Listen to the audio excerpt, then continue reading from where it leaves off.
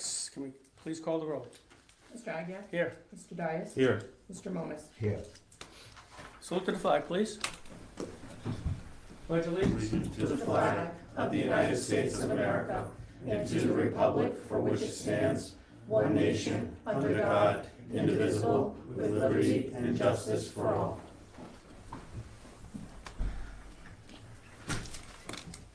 Pursuant to the open meeting law, any person may make an audio or video recording of this public meeting or may transmit the meeting through any medium. Attendees are therefore advised that such recordings or transmissions are being made, whether perceived or unperceived, by those present and are deemed acknowledged and permissible. Before we start the citizen input time, I do want to say that we are live today. If there's any issues, it's the first time that we're doing this, but I want to thank Mr. Cabral and his team for getting this up and running. So if there is any issues, please let us know if it's not working properly so that we can correct it, but good job getting this up for the first meeting. Item number 2 is citizen input time. We have one person, Taylor Ferrera, 105 Aberdeen Street. Mold concerns is the agenda item. And Madam Secretary, can you please read it? Good evening, my name is Taylor Ferrera. I have 2 separate facilities-related questions I'd like to raise this evening. First, regarding Laterno Elementary. There were previously reported mold concerns in the building. I'm asking for an update for families and staff. Has the mold been fully remediated? What areas were affected? And is there ongoing monitoring in place to ensure the issue has been resolved and does not reoccur?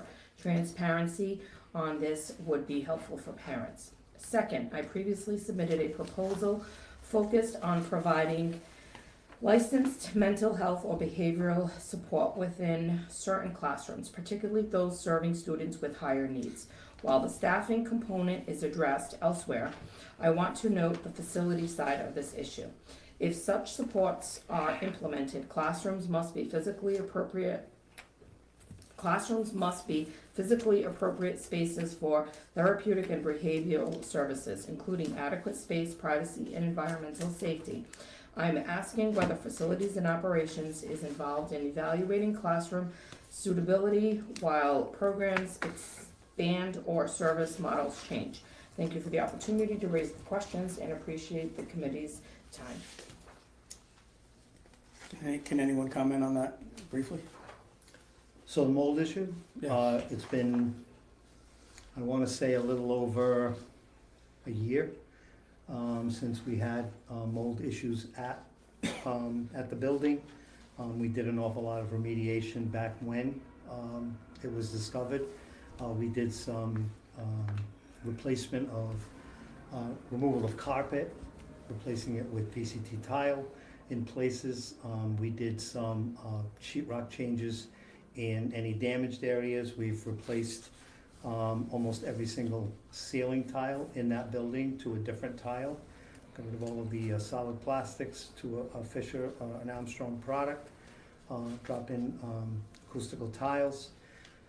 We do have some dehumidification going on in the summertime. We do mix in the summertime with heating and cooling so that we keep the dual level to something we can handle in that building. And we've had duct cleaning. The building has been through quite a bit of work since the initial problems we had. And right now we're in good shape. Everything is operational. The equipment's operational. It's monitored daily, and we moving forward. Laterno is kind of like a model for us as to where we're going to go with some of the other buildings.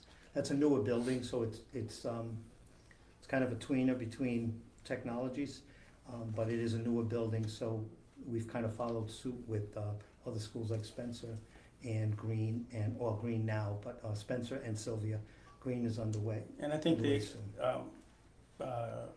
person writing was referring to recent, a couple months ago, I think, was that what the reference was in the letter? Concerns about mold, like, you know, Yeah, is that so a we- recent, we- but that's not No, turned She's just up any. asking for an update. Yeah, so- on it. Yeah, Basically, everything we had to do, it was safe, the yes, testing and the like. yes. Any little blips, we address them as they come, Exactly. and it's safe. If Yes. anything changes, please update the committee Absolutely. so that the public can know as well. Absolutely. And, Mr. Dias. Thank you. I don't know if it was Laterno, if you can remind me of the school. I know there was, since at least November, there was some reports that came in regarding mold in one of the libraries at one of the schools. Was that Laterno? I believe it was addressed. However, it was a recent Trying to think report. of which, He's talking about when we converted from the carpet to the VCT. oh, okay, So okay. that would be Laterno. So that would have been Laterno when we changed some carpet. And we didn't have mold, but there were some issues that they felt, that there was a one area in that library. We ripped out that carpet and put the VCT tile in its place. Thank you. And if you go in that room, you'll see carpet, but it's a scatter rug. It's not a wall to wall. Yeah, I think carpets are gonna like be obsolete too, like for the most part. We're not replacing with carpets. I think was there No. one that somebody wanted because of like hearing or computers or something, but. Yeah. Yeah. There were gonna be some rooms that we may have to put in a different style carpet because of sensory reasons. Which is Yep. exactly what you mean right there, and that may have to happen, but as a wholesale, we don't install carpets Right. anymore. Mr. Monas. Yes. Yes, who states that it's safe, and is the health department involved at all in this matter? So the health department is not involved. Okay, So the testing is done by independent agencies, and the remediation work is done by others. So for instance, if, for lack of a better term, we use Universal for some of our testing, we use other companies also. And the MTA also has a gentleman who works for the MTA that does testing.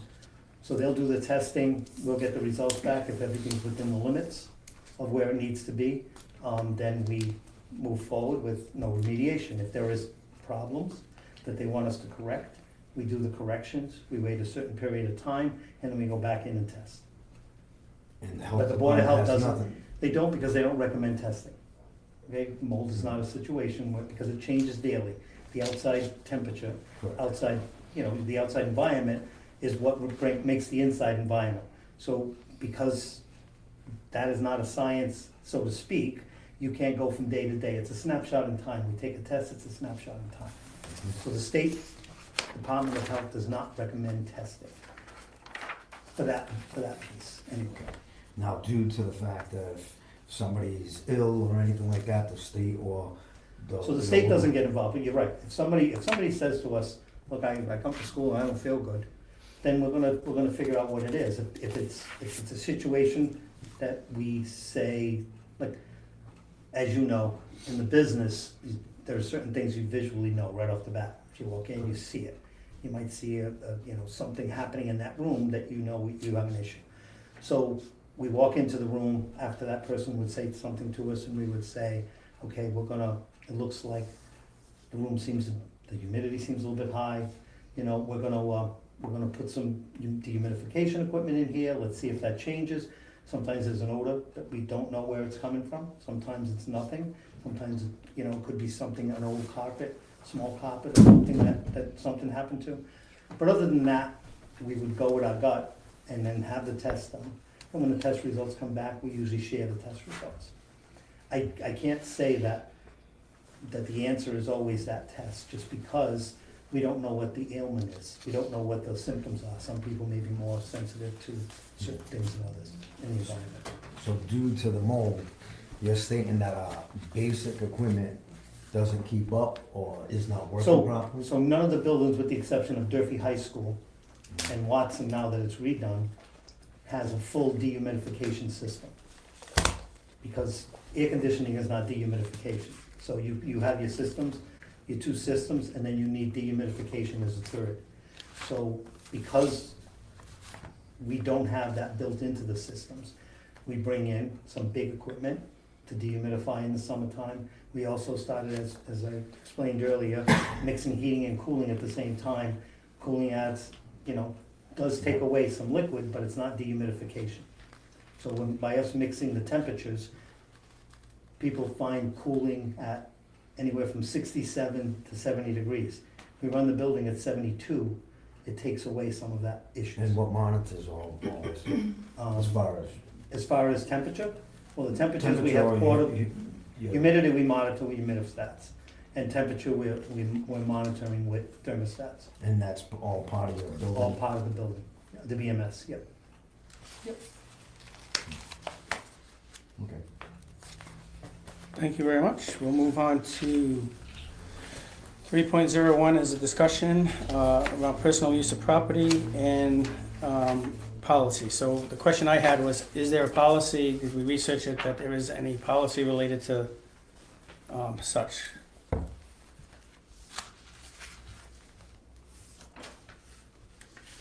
So I don't believe that there is a policy, so to speak, that would address personal use of school property. However, there are policies that address use of school property, like students and stuff like that. Yeah. That kind of stuff, but as far This is as- more related to No. an employee that takes it upon themselves to run a garage out of our maintenance shop. Yep, There's no necessarily policy right, listed, I mean, it's common sense, it's illegal, all that stuff, but there's no policy Right. on record, is that, am I accurate in saying that? Yeah, I think the only place use, it comes up in technology policies, you should, like, that people can't use their school devices for personal use and things like that, but it doesn't, there's not this standalone policy that says you can't use school facilities for personal use and things like that. So, thank you. So my belief is that we need to create a policy related to that, just so it's explicit. Obviously, it's still not legal or okay, but right, I think we need to be more explicit about, you can't be doing things like that. Sure. I'm using that as the most recent example. yep. That's what I put this on here, because I think we need to initiate a policy for the next school committee meeting where we articulate what this is. Thoughts from the committee? And what happens if Mr. that, Modis? and what happens if that is going on? In the policy, it will indicate, you know, obviously it's against the law. So if somebody's breaking the law, then it should be addressed by the administration in one way or another, like you broke the law in our school buildings. If somebody steals money, you know, there's a protocol for that. It doesn't necessarily articulate it in the policy, but obviously you did something wrong, so there's like personnel ramifications, consequences for violating the law or a policy. And who will handle that? All internal personnel are handled by the superintendent or her designee. So technically speaking, if somebody did something they shouldn't do, it would, in my opinion, fall on the superintendent or the director or whoever, but ultimately everything stops with the superintendent. So it would be like Kevin did the following, she would have to issue a consequence one way or another. Letter, in my file, suspension, termination, whatever it is, And it all this has is to. set now? This, Right now, that's the law. Every single, and correct me if I'm wrong, I'm so not what putting words in happened your with mouth. the past then? If So somebody there's no was- policy in place that would handle that. I'm not saying that nothing happens. All I'm saying is that there currently isn't a policy of the school committee that addresses it. Currently. Hmm. So. No, go ahead, Mr. All Pacheco. I was gonna say was, does this, so when we put something like this together, I'm assuming it's gonna go to policy subcommittee before it goes to full? Or do you want it to go? We're gonna refer right to full in a few weeks. We're gonna hash it through about what we wanna recommend, you know, the language, and then we'll get the language for the committee at the next meeting, and then the full committee can vote on the policy. Now, the policy is just because some things are unwritten, you know, just, you're not supposed to do certain things. But policy would just reiterate that fact, that it's illegal, you can't do it, whatever it is, and there will be consequences if you get caught doing it, something along those lines. From there, we can do whatever we want with whatever's happened in the past, it's a separate issue. This is just trying to get to some sort of policy where it's like a reminder. Yeah. Staff handbook would say, if you're an employee of the district, you can't use the school buildings or the devices or anything else for personal use, something along those lines. Mr. Dodge? Thank you. Just piggybacking on my colleague's line of questioning, what do we do if the policy isn't followed? How would the school committee know? There'd have to be a complaint, I would say, a complaint filed. And then from there, it would be up to the administration what they do and don't do. So, we can say what we want. Somebody files a complaint and says, hey, I wanna tell you that, you know, this guy's a teacher down there, he's a paraprofessional, and he's running an art studio out of the school and collecting money or something like that. There's multiple reasons for what that would be. If it's criminal, like if it's something that they're taking money, I would say that there's other policies to say that would be immediately sent to the police for investigation.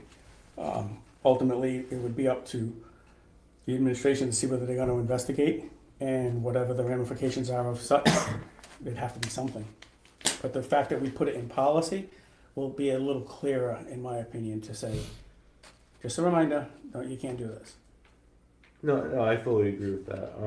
So I guess in terms of the policy itself, I would like to see language around, and really just really cracking down on asset management. If we have vehicles, how are we assuring that those vehicles are going back to the lot every single night? If we have items coming in from the distribution center, how are we keeping track on those items? Like, I used to work in retail, worked in asset management, and there's always systems in place around, especially around expensive items, but around all items, around how to track it, maintain it, if it goes from one person to another, having like that chain of custody.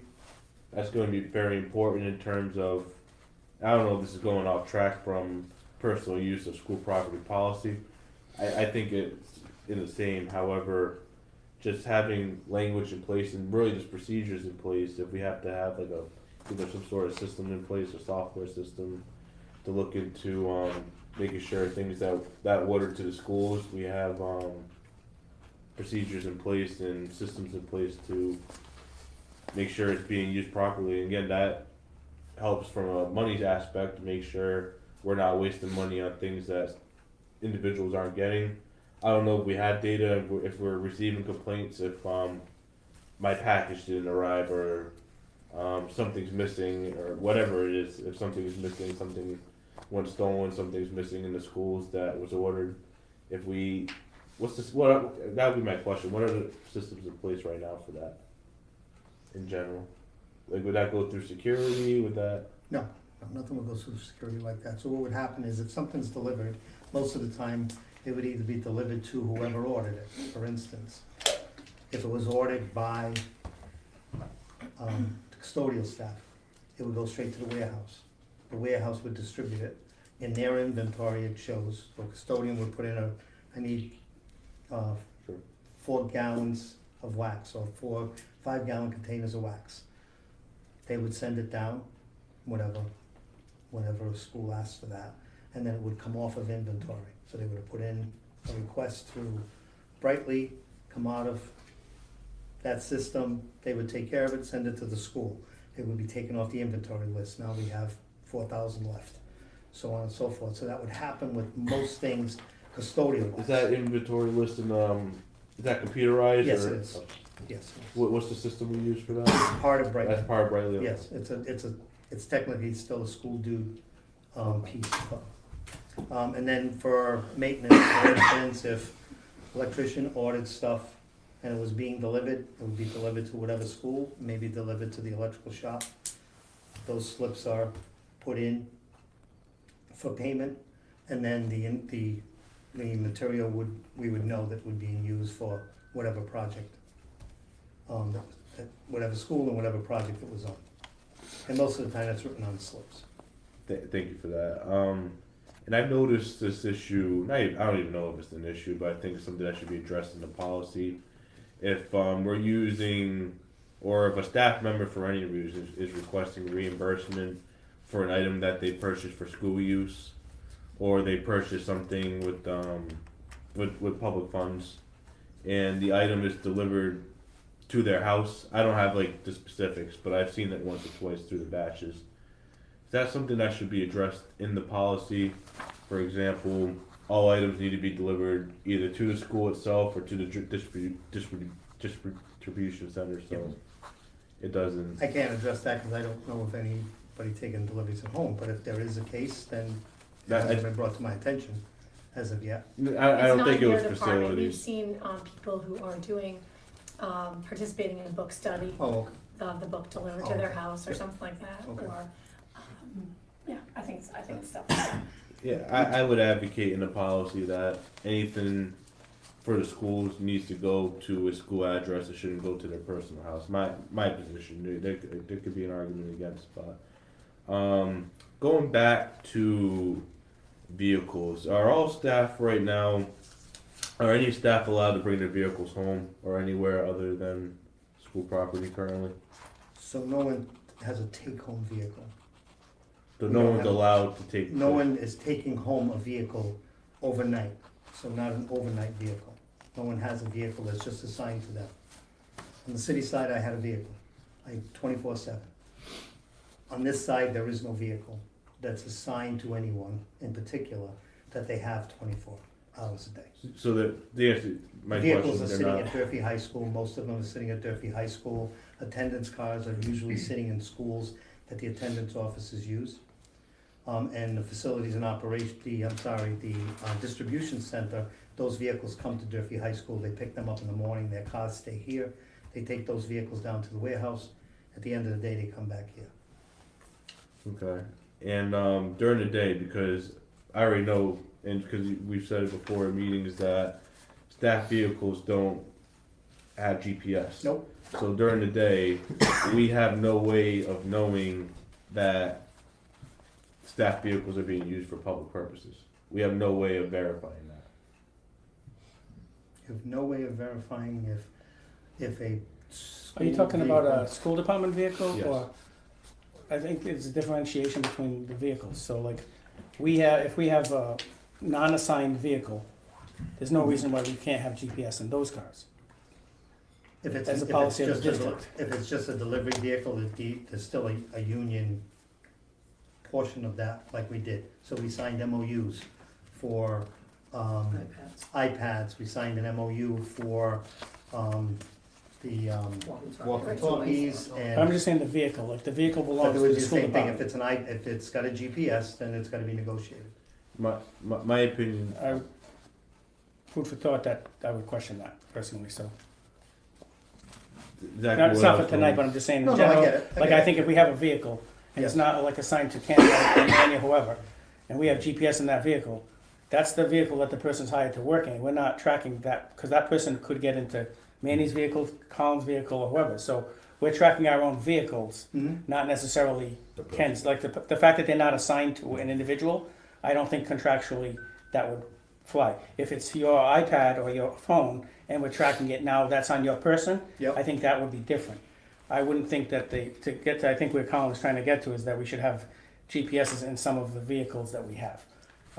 Right, and also procedures in place, for example, if you're on, I wouldn't have an issue if you're in the vehicle all day, you take your lunch, you go to McDonald's.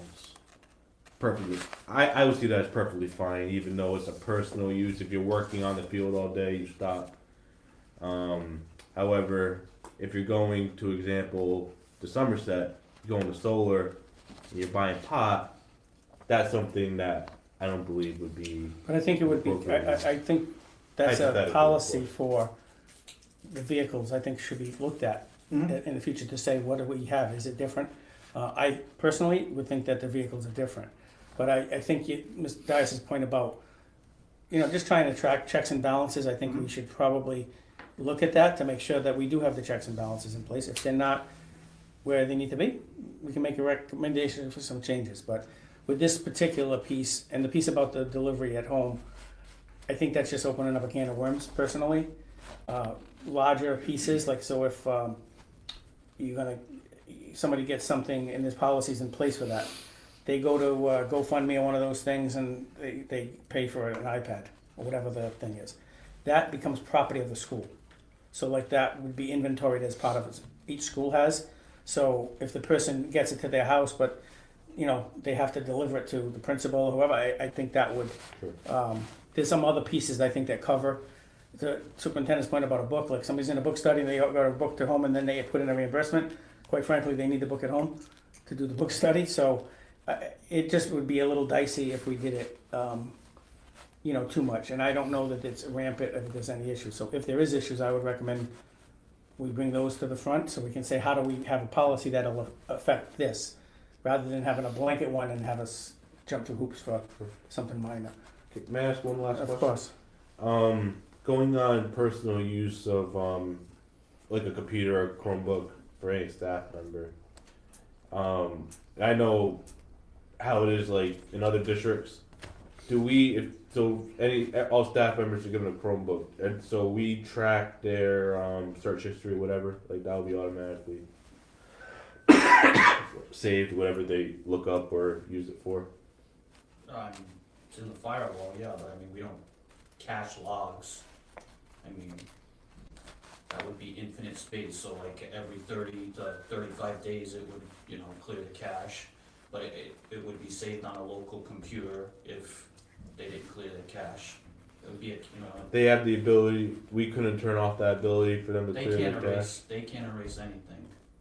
That's my question, okay. Thank you, I yield. So, sounds like we need a policy related to the use. We'll work on the details between now and the next meeting. If we could get a motion to Motion recommend to to- the full committee. Motion to refer to the full committee, the recommendation that the administration bring a personal use of school policy based off of the feedback Motion provided by the made by Mr. subcommittee. Dias, seconded by Mr. Moniz. Roll call? Mr. Agia? Yes. Mr. Dias? Yes, Mr. Loomis? Yes. Secondarily on this issue, so we've had this, an ongoing issue with two different issues. I've raised this in public meetings, I've raised it to superintendent privately, prior superintendent at the same time. We had an issue of a so-called illegal garage, as well as a welding op project that people were doing inside of the maintenance shop at the Durfee High School. That's been an issue, I've asked for it to be investigated multiple times by several administrations, by the mayor, by anyone that would listen, and there's still never been an investigation. So I'd like to recommend that we authorize Attorney Assad to complete an investigation report on those two issues, whether it's an internal or external, that Attorney Assad will be in charge of seeing through to fruition. motion, Motion's been made by Mr. Dias, seconded by Mr. Moniz. Roll call, please. Mr. Agia? Yes. Mr. Dias? yes. Mr. Loomis? Yes. That's a quick question on the motion. Sure. So this would be something we'll discuss at the full committee, so referrals at the Yes. full committee. Okay. I yield. 3.02 is a discussion in general about storm overtime for the current year. Obviously, we have, we're in the middle of a storm.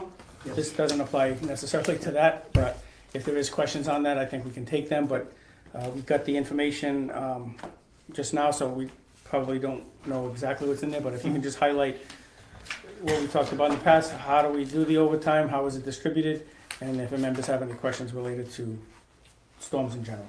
Sure, so overtime for, for snow removal, snow cleaning is issued by building. Normally, first shift are given options on the morning overtime. And if the storm is large enough, and if we feel that we need more help with that storm, we would bring in second shift. That's on the custodial side. On the ground side, there's 8 employees, two of them which have licenses to operate the backhoe. We need the backhoe to load the salt into the salters. So every single storm that we need to salt, one of those operators is gonna be in. A storm like this one was all hands on deck. But if it's a quick hit, or if it's a situation where we may have had some rain, gets cold, all we need to do is salt, then we would bring in one driver with one piece of equipment, if that is enough to do what we need to do. If it's not enough, we would bring in a second person or a third person, but one of the people who have the license would be called in. Between those two people, they're rotated every other storm. First one is this person, next one, next storm, so on and so forth. With the, depending on the size of the storm, is how that would affect. Normally, we would bring the groups in 2 hours ahead of the whatever event it is. On a holiday or a weekend situation, we would be concerned with the schools that have events. So we would not necessarily go to a school and salt all the sidewalks or anything like that. If a school has an event, there's usually a custodian assigned to the event. That custodian would come in anyway for an overtime, whether we had a weather event attached to it or not. If the weather event was something that was, in need of a second custodian or a third custodian, we would bring those people in on that particular piece. However, the grounds people would be in on that storm no matter what. I guess the easiest way to explain it is we got 8 grounds people and we have 100 custodians. So the custodians, in order to get them a fair chance at overtime, what we would do, is exactly what we did on this, is the overtime goes out as a call for all the custodians to come in for 4 hours. They would come in and work. I'm gonna tell you that that isn't always the case. Not all custodians come in on every overtime call. Even if it's time and a half, double time, that doesn't mean they're automatically gonna come in. So that becomes a situation where we don't know we're actually gonna get in some of the buildings. But if the situation was worse, we would offer up to 6 hours and so on. So a storm like this, it would be a minimum of 8. If they wanted to work, we would also let them work 4 if they only wanted to work 4. 8 hours of overtime. Second shift would come in, 8 hours of overtime if we designated shifts. Okay? On a normal work day, we wouldn't bring the second shift into the first shift area because there would be no need. We're gonna have them for another 8 hours at straight time. So we wouldn't bring them in a situation unless we were already shorthanded and we had some issues. That's normally how the overtime is distributed for storms. The overtime is distributed by the assistant director and the director based on needs of the building. I'll get a phone call, we have this going on at this school, or I need this done at this school, or the daycare is gonna be running, or there's an event running. All of those things, that would be sent to me, and I would say, put them on for 4 hours, put them on 3 hours, ask them what they thought. Most of the time, we're on the same page as to how much overtime they get, and it's distributed that way. So building by building, the overall seniority is based on building. So the building is their own piece, and as the grounds, it's totality. It doesn't matter what building they're going to. The 8 groundskeepers stand alone, and the rotation is through them. On the custodial side, it's a little different because the senior runs the overtime piece. If it's a first shift overtime, normally the senior takes it with others in that first time overtime piece. That's basically the storm overtime in a nutshell. Any questions? Mr. Dias? Thank you. I have some questions a few questions related to, like how, like administration of like how we handled like the storm in the grounds. I have a lot more questions related to, transportation related to the storm. I'll save the transportation questions for when transportation comes up. Sure. So Let's try to stick to old storms first, right now, and then we'll do the new storm, the current storm. If you had questions like on the current one, which is not like in our backup, but if you had like questions on the prior storms, let's try to just bang those out first if you can. I'll hold it from any other members have. On the old, Mr. Monas? Yes, so I believe superintendent stated in an email, they came in, one night, just to clear snow because of, police and fire and everything else, and, no custodians were called in to make sure the buildings were clear.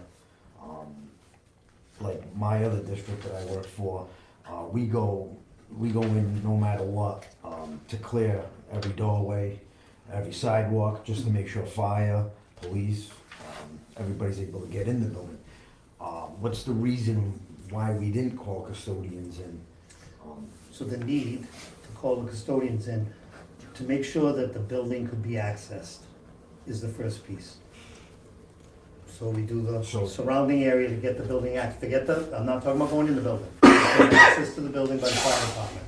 Because the fire department walks into one door in the building where the knock spots is. That's the entrance that the fire department would use, because that's the only one they can get in without a custodian. If we do more work than that, for instance, if we do work because we have an event at that school, that's a whole nother ballgame. Custodians have to be called in. There are gonna be people in the building, there are gonna be kids in the building. That's a different set of overtime. But the exception of the firefighter or police officer getting to the knock spots is the only direction that they're gonna go in. And to be totally honest, in that event, there wasn't enough snow for us to worry about them getting to the door. The parking lot and other areas are a little more of a concern. And that's how it's handled that way. So we wouldn't necessarily call a custodian every single time we have a situation, an event, a weather event, if the buildings weren't gonna be occupied. All of this stuff had happened during school vacation, when we were closed down as a district for school vacation, but we had employees, we had some employees coming in the next morning. The next morning, we knew that we had custodians in there to clean anyway, and that those employees wouldn't be in that area. So you're telling me the grounds cleared away for the, They don't go on the sidewalks, but they clear the surrounding area. So in a school like Green, where there is no surrounding area, it's sidewalks, yeah, no one was called in. There was no need to. The roads were clean.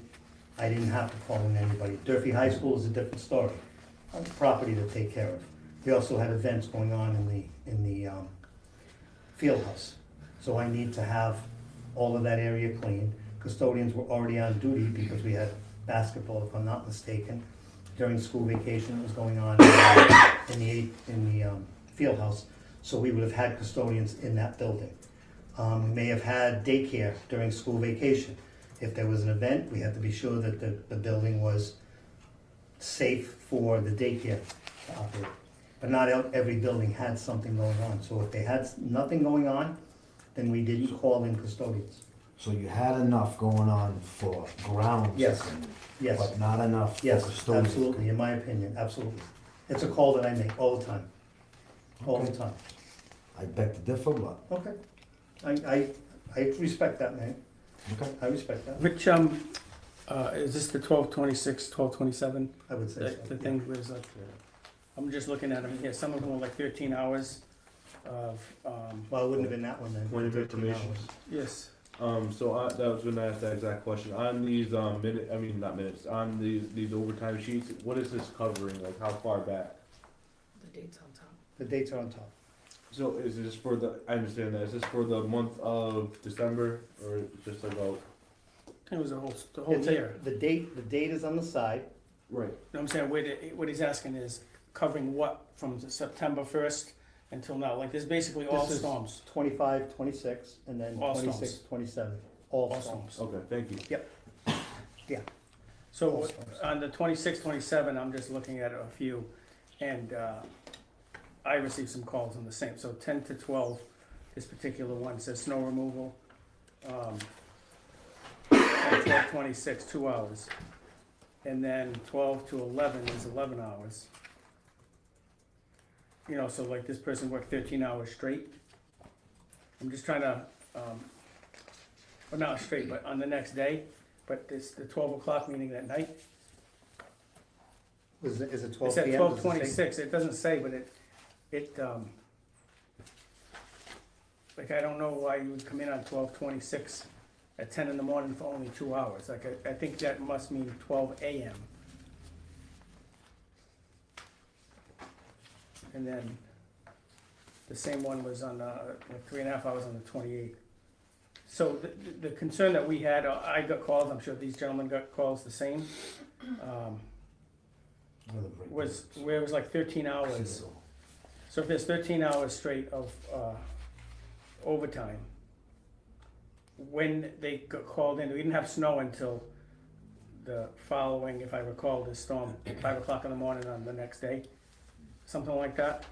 But the grounds came in way earlier than normal. And that's one of the questions that I was asked, and I don't have an answer, that's why I'm asking it here. Do you understand what I'm saying? Yeah, so what I'm saying is, well, I know what you're saying, so my answer to that would be that if the storm is gonna start in X amount of time, whatever that may be, then we predict and call in those people for a couple of hours after the snow starts to fly. Because they gotta load the truck and have it ready to go. So guaranteed, most storms, we're gonna start 2 hours ahead of time to prepare the trucks for wherever they gotta go. That's an automatic. On the city side, it was 4 hours.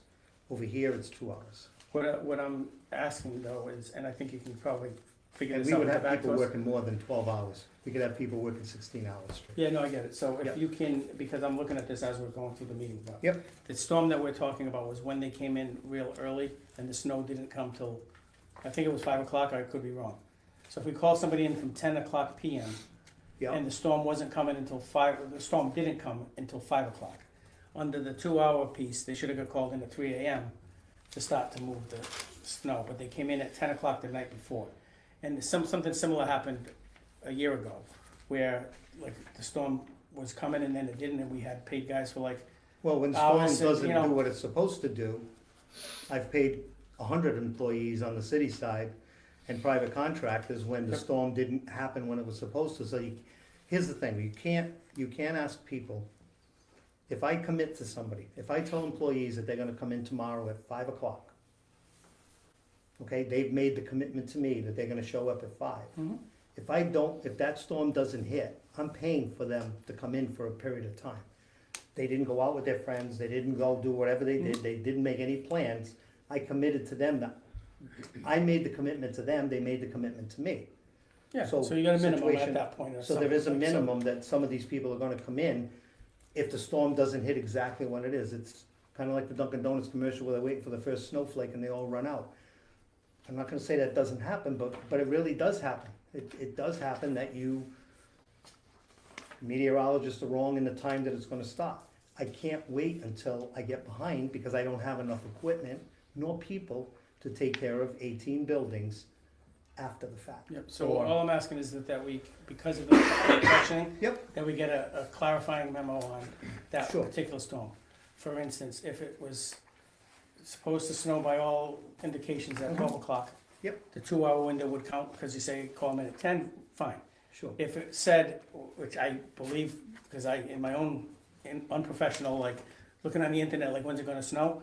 It was 5 o'clock, I could be wrong, but in my mind, I keep saying 5 o'clock, because that's when Mhm. they said the first snowfall was gonna call. Right. And then when I heard that they called the people, whoever called the Yep. people, the night before or something, that was the discrepancy. So if you can just get us something to Sure. say. If you have something like, hey, at the time, sources were telling us that it was gonna snow at 12 o'clock, therefore that's why we got the 10. Mhm. You know, it is what it is, but I just think it helps us to clarify. Sure. If somebody asks us, why are you calling in the guys for 7 hours before the snow came? Absolutely. And that, I don't think there was a lot of other, like the December storm, so even though this covers the current school year, there wasn't many needs for, knock on wood, overtime. Mr. Dice first. Thank you. So going back on the old storms, now that my memory was a little bit more recollected, someone can correct me if I'm wrong, you look at the weather reports. That week, I believe there were 2 storms. One was more minor than the other. And the complaints that I received was the custodians weren't called for the minor storms. And, it was just a mess throughout some of the buildings. I believe I even drove by myself, Jerky High School. Custodians weren't called, and if there was a fire there would have been a major hazard. So I know there's a liability and a duty on behalf of the district to make sure sidewalks are all covered, parking lots covered. Because if someone slips and falls, we'll be liable. There's a fire, we'll be liable. And then it was addressed by that storm, the bigger storm, which was 2 days after, and we had everyone all, I believe, more hands on deck in that. So, if we could get a memo, like my colleague just stated, we can get a memo just so we can be reminded of what happened there, because it didn't really seem, and just going based off my memory, it didn't really seem consistent on calling the custodian, especially. It's not gonna be consistent. It really isn't, Mr. Dias, you're trying to make it the same and it's not. So there's a situation where I'm not going to call custodians in because the building is not gonna be used. If I'm getting 2 inches of snow and that building is not gonna be used, I'm not gonna call custodians in. Why would I call them in? My question would be, is there either fire code or if there's There's an nothing, ordinance? there's nothing. There's nothing that would say that. We do it out of courtesy because when a building is gonna be active the next day or later on in that day, we would wanna protect the building. So we would have people come in. But if the building is gonna lay dormant for a day or 2 or 3, we know that our employees are gonna beat everyone else in the building always. Cause they're the first ones that start. So that's when we would bring our people in. So if I don't have an event until 10 o'clock the next morning at a school, then I know my day custodians are gonna come in. It's not that I don't wanna give them overtime. I sign a lot of overtime sheets every day. There's a lot of overtime the custodians are getting. In this season, the unfortunate part about it is, or the way it's landed, this is the first time that overtime is landed in an opportune time for them to get the overtime, for 2 days, number one, and the extra hours, but also over the weekend. I understand what you're Double saying. time and time and a half. So I wouldn't necessarily say that the way it happens every single time, because the weather forecasts are not consistent. So it starts with that, and the fact that we can't bank on it. We're not just using the local weather, we do have services that are paid for by the city that we access. And those are the weather forecasts that most of the time are right, because they're not sensationalized by the media. It is a strict service that the city pays for. They have to use that service, because if not, they would have much more overtime being wasted on preparing for a storm that may or may not come. So what I would say is that we issue the overtime for buildings that are gonna be occupied. We do the grounds to make sure that the grounds are safe, because people don't walk in our buildings and get hurt. And I understand that. What I'm looking at it more from an aspect of an emergency in the building. If there's, and even if you don't have to offer hours and hours worth of overtime, just having someone go in there, just make sure you can walk in if the fireman needs to go there or something like that. So you're Or- saying that the main entrance should be cleaned every storm, and that we would decide that one person would come in at every storm that we have and clean the walkway getting to where the firefighter would park? I think that should be considered. I can maybe try to help or weigh in just on my thoughts on it. So we, Mr. Pacheco, Yep. Superintendent Curley, us, we all have a fiduciary responsibility to not just give away overtime, which is hence the reason why we're kind of doing this oversight, so that we can all get on the same page with how we're gonna make sure that it's equal as best we can, but rational as far as I'm not gonna just give overtime just for the sake of overtime, because it's the people's money that we want. We want good practices on lean. So there's a balance, in my opinion, between giving away overtime just for no reason and not. When we had a storm, there was a storm that happened when it was on school vacation week. That changes the whole ball game or like on a Friday night into Saturday, and kids are coming in on Monday, you have no choice but to give the overtime. But if there was no kids coming in to the building, to Mr. Pacheco's point, and you had workers in straight time, which would include the maintenance guys and the custodians, there really is no need for overtime, in my personal opinion. I think that would be a little overkill and a waste. I think what Mr. Pacheco was saying is that the grounds guys would go make sure where the box is, where the key is, so that they can at least get to it, because He's not saying that though.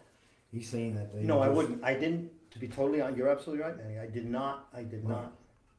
The biggest thing is, it's safety. I don't care about the overtime, the money and whatever, safety first. But let's stick At to the end that of the point. day, I gotta make sure the buildings are safe, no Right. matter what. So Whether it's I think- fire, police have to get in there. The biggest thing is, what bothers me the most about the overtime is when I see like a buddy system, 2 guys in 1 truck, and what is that for?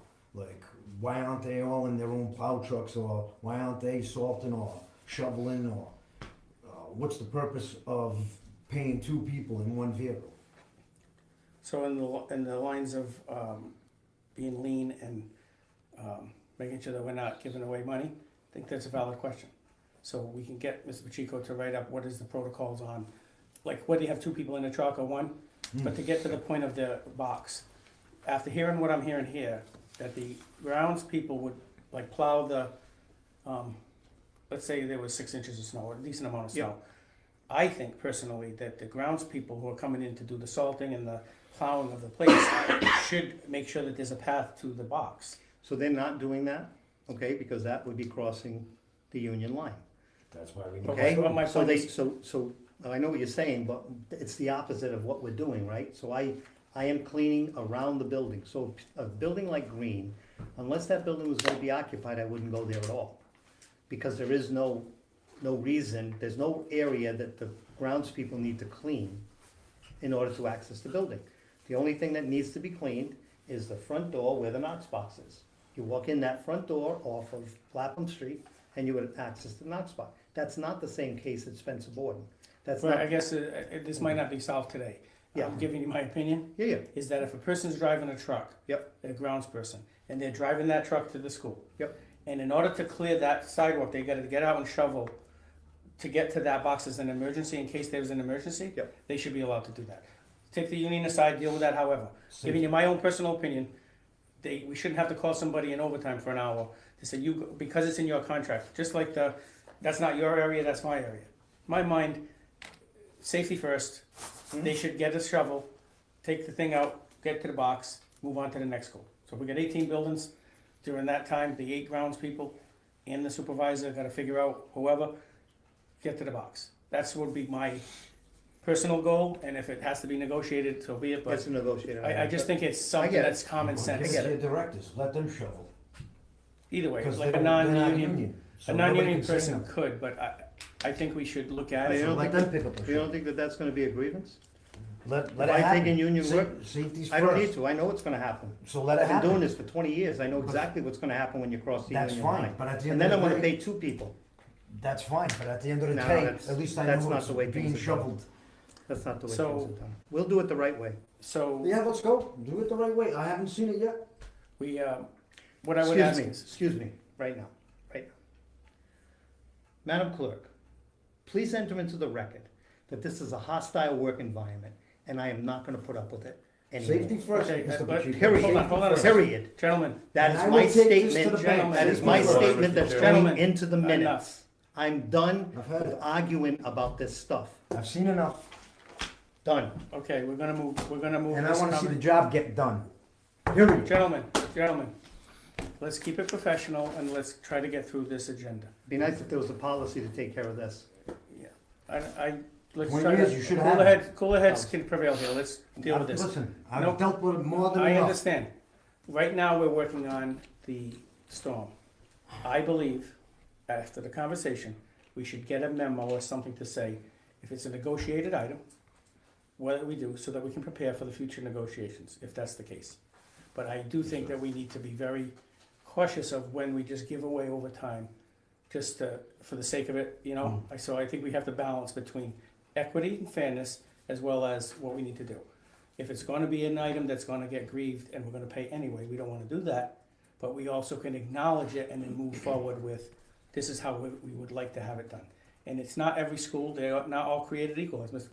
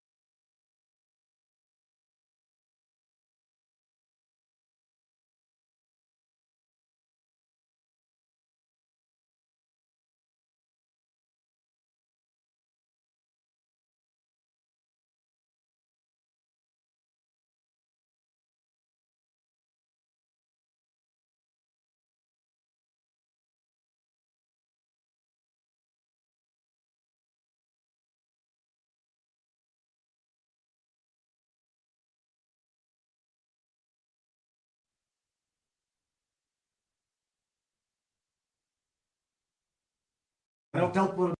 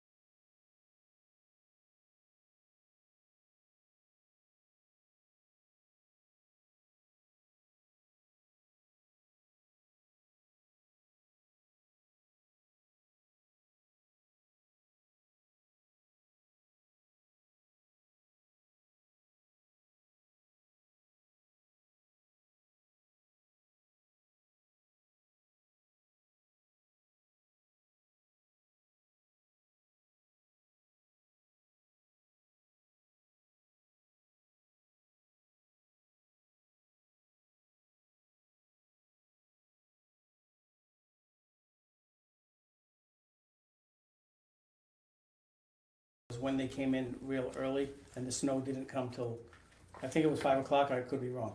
So if we called somebody in from 10 o'clock PM Yeah, and the storm wasn't coming until 5, the storm didn't come until 5 o'clock. Under the 2-hour piece, they should have got called in at 3 AM to start to move the snow, but they came in at 10 o'clock the night before. And something similar happened a year ago, where like the storm was coming and then it didn't, and we had paid guys for like, well, when storm hours and, doesn't you know- do what it's supposed to do, I've paid 100 employees on the city side and private contractors when the Yep. storm didn't happen when it was supposed to. So here's the thing, you can't ask people, if I commit to somebody, if I tell employees that they're gonna come in tomorrow at 5 o'clock, okay, they've made the commitment to me that they're gonna show up at 5. Mhm. If that storm doesn't hit, 16 hours straight. yeah, no, I get it. So Yeah. if you can, because I'm looking, the shovel the walkway, but I understand, the shovel the walkway. but I understand, my only point in saying was, so it's not like we're saying we're gonna have a position called something else. This is straight up acknowledging, we're gonna have a new person come in, and we're gonna have them be carpenter slash plumber, painter.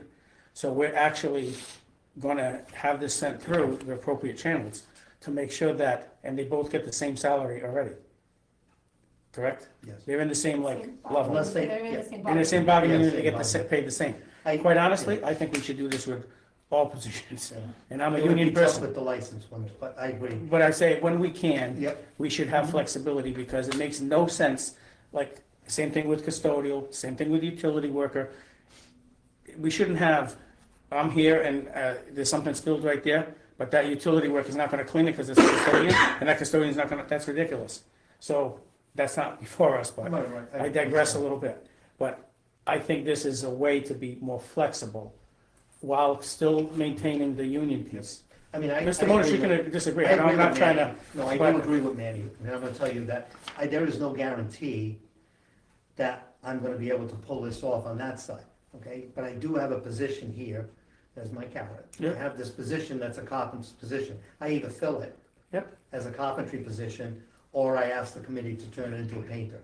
And I Right. fill it as a painter. Now I Or have 3 you- carpenters and 3 painters. or you explain that if 4 members of the committee say we're eliminating the position, how many positions do they have?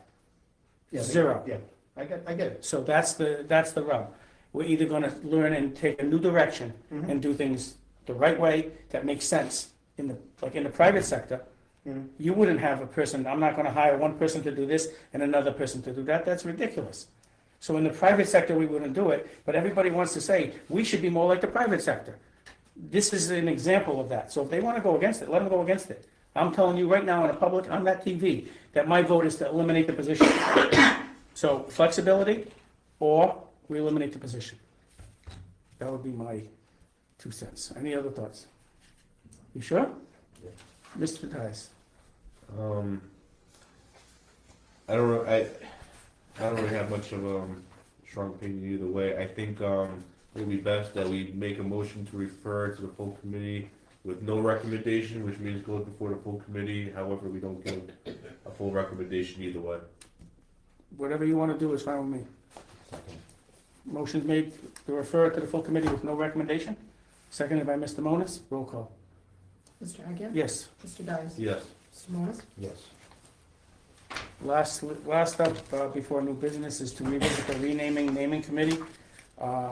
This, just as a history for you guys, if you weren't here at the time, the naming of buildings came up, it was a little controversial because, there was a situation where the administration, meaning the mayor, and a couple of school committee members got together to name a building after somebody. It was controversial, didn't go through the proper channels, it wasn't, I'm sorry, Mr. Chair, point of information. yeah, The last one we did was carpenter painter. yeah.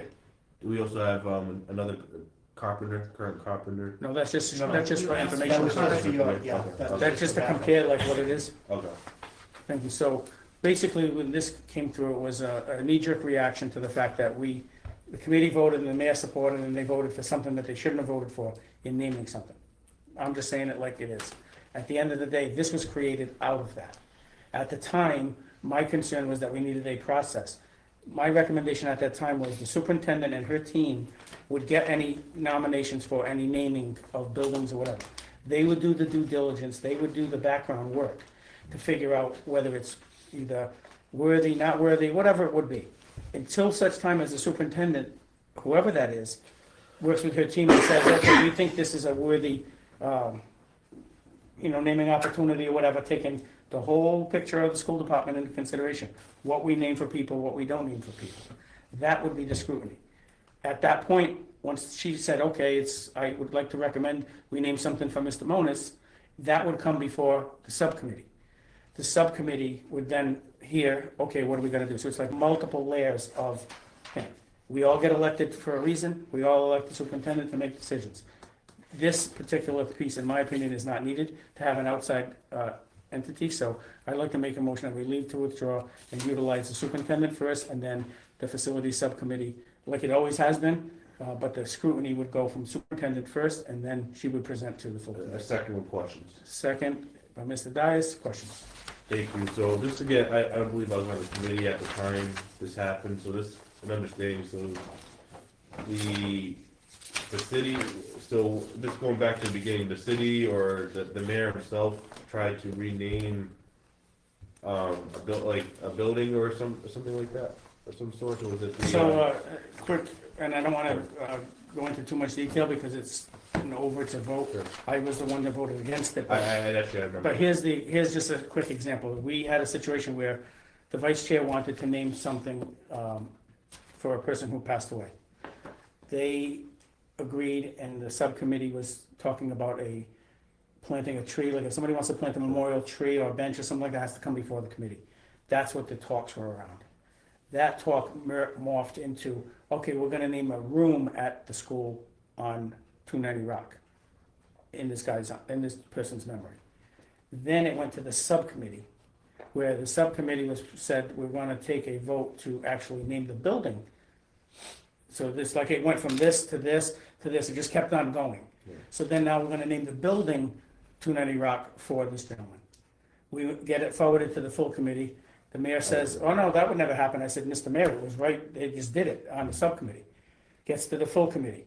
A lot of people came out and the pressure of politics was like, oh, we just gotta vote for this. And the mayor told me right to my face, just vote for this because it's, I said, it's political. This is political. He said, I know, just vote for it. That's what he did to me personally. So I said, no, I vote my character and I'm not voting for it because it doesn't make sense to name a school after somebody. We went to the meeting, we asked the principal, did they even know that they're naming the school now? Because the vice chair at the time made a motion to name the whole school after the person, never talked to anybody, including the person's closest family. The vote went through, it shouldn't have happened. So because of that nonsense, it turned into we need something. So then we come up with this. But I don't believe we need this, because the superintendent can research. If anybody can say they want to name something forever, but you have to be very careful before you name things for certain individuals, because it's not something that should be taken lightly. And we shouldn't be comparing, well, Mr. Dias versus Mr., Monis, like, it shouldn't be. So the real thing would be the superintendent, get the information, try to figure out whether it's good, bad, or indifferent, any research. If she or whoever the superintendent is feels like it should come before the subcommittee, they make the recommendation to the subcommittee. Subcommittee does their due diligence, forwards it to the full committee. We don't need this outside committee with unelected people. I fully agree with you, Mr. Chair. Wouldn't we then need a motion to refer to the full committee to strike out the policy? Because we still have a full policy on the books that has procedures with this that would need to be taken care of. Yeah. Which I fully support, redoing division. My questions were around, this policy specifically.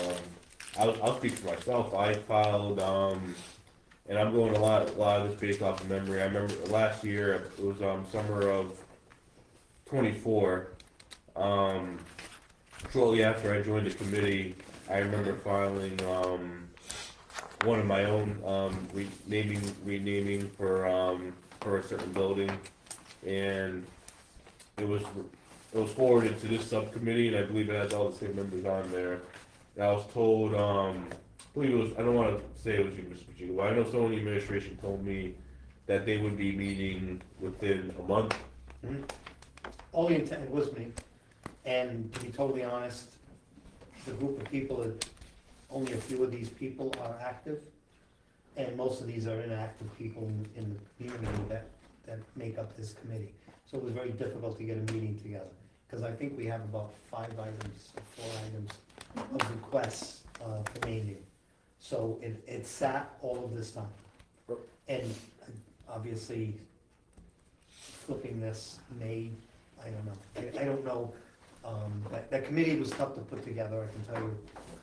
And it was tough to get meetings scheduled with them. Right, so I guess just to further my point, we have, in the backup, a letter from January 28th, and the list has all of the, same individuals on there. My next question would be, what was the process around selecting some of these individuals? This all came from the school committee.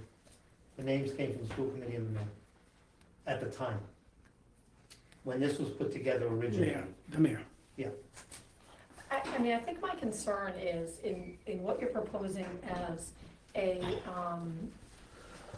process, there'd be a person, me, who could squash a naming or renaming by unilaterally deciding not to send it to school committee. And so, I mean, I think it's a pretty powerful thing if we were able to assemble, and maybe it's not this group, maybe, as you said, like, maybe some of these people aren't available or not as interested as they were or whatever it is, but I think it's a pretty powerful thing to be able to assemble a group of community members who could vet something and propose it to subcommittee. I don't. My understanding, I don't want to speak for my colleague, my understanding was that you would review, correct me if I'm wrong, but you would review the proposal and then give your thoughts to the subcommittee, and it's the committee. About whether or not it's worth it to bring forward. You would research it, yes. Yeah, but I would do some research and I would decide whether or not it was something to bring forward to the subcommittee. My understanding, I don't mean to interrupt, I thought I understood it was you give your opinion to the subcommittee, your recommendation, and the subcommittee then decide at that point. That was my understanding, correct me if I'm wrong. Yeah, and I think what happens is, it's all well and good to have somebody from the community or wherever that's not sitting here every day, like her, like him, like us, that have to sit here and make decisions that are long-lasting, legacy types of decisions. So what happens is, when you're gonna say a feel-good legislation, because you wanna make a certain group of people happy, it's easy, okay, let's just name that, then we're gonna name all kinds of things. So this is a process that it shouldn't have happened like it did. This was a knee-jerk reaction to that, to try to say, okay, if these folks say that we're gonna name something, then you guys, meaning there's nobody to say, time out, it really makes no sense to name that particular piece or this or that. It really should be the people that work in the school department that are here to know all the backstories of all of these different situations and what's the ramifications. This is precedent-setting stuff. This is, at the time I said we shouldn't do it. Oh, well, let's just vote on this one and we'll make all the corrections in the future. was the exact quote from Mayor Coogan to me. Let's just vote for this one, even though it doesn't make sense, but we'll fix it on the future. I'm trying to avoid that, and I don't think that we don't necessarily need it. Unnecessary. We can actually have the process, because this is gonna get referred to the full committee to send this out. Then we can say, what does that look like for the superintendent, for Mr. Pacheco, for, if there's like a group of them that are gonna decide and do some background, like we can work out those details. But I'm not voting for that group or any group, because we don't need it. And it was a knee-jerk reaction that shouldn't have been done in the first place. Thank you, Mr. Chair. I fully agree. I just wish to stay on the record. That sounds about right. That's something the mayor would say. It's fine, we're not gonna get into that. I'm just telling, for the record, this is exactly what was said, being transparent. You asked me a question about it, I'm transparent about it, and it's not debatable whether he said it or he didn't say it. This is how it came, so motion's been made to at least Guys, I withdraw have this. one more, Hold on, we gotta vote on this. So the motion's been made to send to the full committee, leaving to withdraw with a new procedure, working within policy, superintendent and her team first, and then the subcommittee. second. Second. Roll call.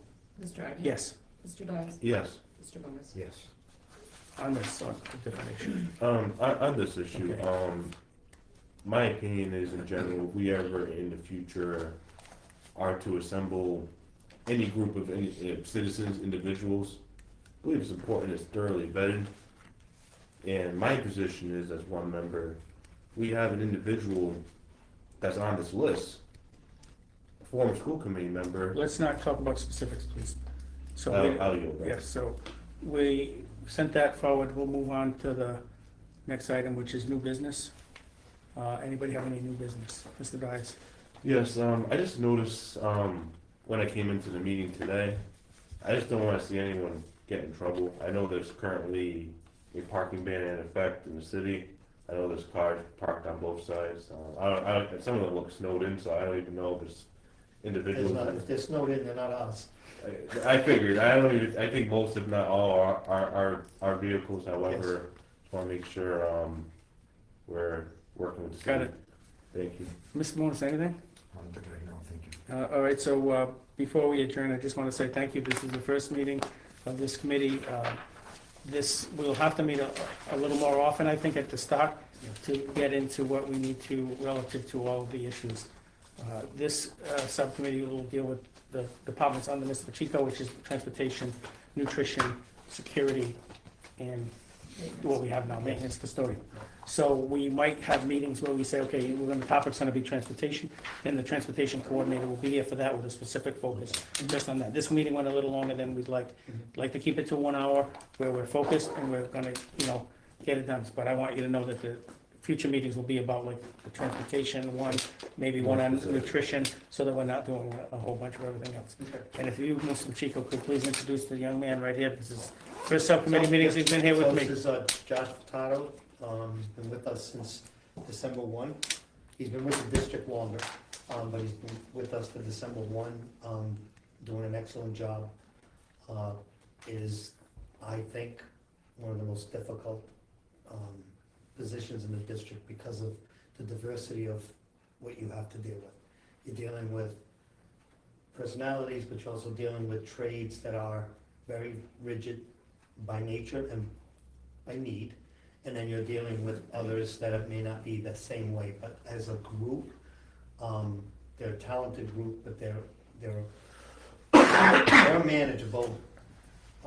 They're a tough to manage group because of the diversities and the need for all of them. And Josh has done a fantastic job with number one, handling that piece, but the second part of it is he's made it his point to be in the schools. The principals know him. He answers their call, and he's checking everything out when it's given to him. So there's no, I'll get to it, it's there. He is very visible, and obviously he's here tonight, but he's been through the snowstorm. He had a couple of small things that he needed to take care of during the snowstorm. We were very lucky, unlike the last major storm we had, when Manny was here, that we had some really difficult situations to deal with. This storm has been a little different. Temperatures were pretty much almost the same, but some of that stuff has been corrected since then. But he's had to deal with that stuff, so his role is paramount to the district's operation as far as facilities and operations. Yep, so welcome, thank you for Thank you your, very much. your work, and we're looking forward to, probably at the Brightly, I mean, maybe we'll be here, we'll talk about that to make sure we get the right folks in play at that, so with that said, thanks again to Mr. Cabral for the live, hopefully it went smooth, and next up is the school committee configuration with the meetings being static at one place, so we're looking forward to that too. All right, motion to Motion to adjourn adjourn. made by Mr. Dias, second by Mr. Monas. Roll call, Mr. Agia? yes. Mr. Dias? Yes. Mr. Monas? Yes. Thank you very much, have a good night.